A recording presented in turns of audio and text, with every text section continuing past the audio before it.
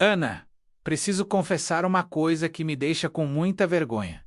Estou me sentindo uma pessoa horrível. Ontem, no jantar, o som do meu pai mastigando uma maçã me deixou com uma raiva tão profunda que tive de sair da mesa para não gritar. Será que eu tô ficando maluco? Pedro, primeiro, respire fundo. O que você descreve tem um nome científico: misofonia. E ao contrário do que você pensa, não é um defeito de personalidade nem falta de educação. É uma resposta neurobiológica específica. Mas por que é que um som tão pequeno me faz querer fugir ou lutar? É como se o meu cérebro entrasse em pânico. Exatamente isso que acontece. A neurociência moderna explica que o seu cérebro tem que chamamos de rede de saliência hiperativa. No seu caso, sons repetitivos como mastigar, clicar numa caneta ou pingos de água são interpretados pelo seu cérebro, não como ruído de fundo, mas como uma ameaça iminente. Uma ameaça.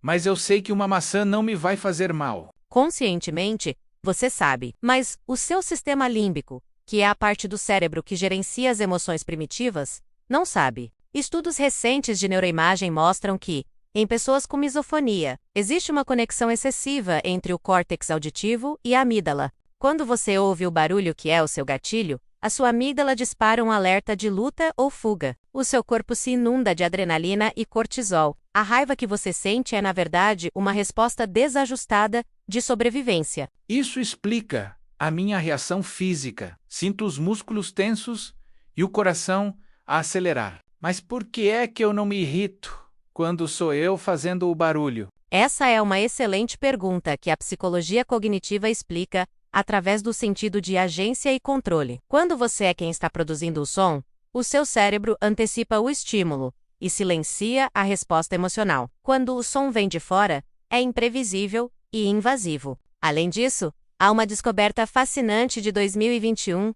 O cérebro misofônico ativa o córtex motor ao ouvir o som. É como se o seu cérebro estivesse espelhando a ação da outra pessoa e isso gerasse uma sobrecarga sensorial. E existe cura para isso? Eu vou ter de viver com fones de ouvido para sempre? Não falamos em cura porque não é uma doença, mas sim uma reconfiguração cerebral. No entanto, a neuroplasticidade permite treinar o cérebro. Hoje, as intervenções mais eficazes são terapia cognitivo-comportamental, para ajudar a reinterpretar o som, tirando a carga de ofensa pessoal. Sons de baixa intensidade.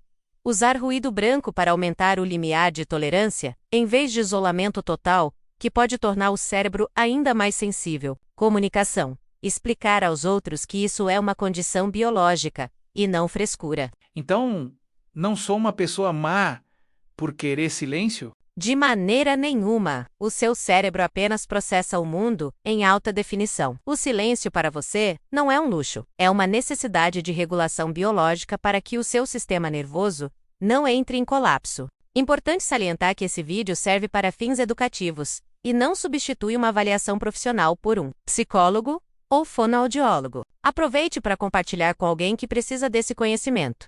Deixe seu like e se inscreva no canal. Obrigado.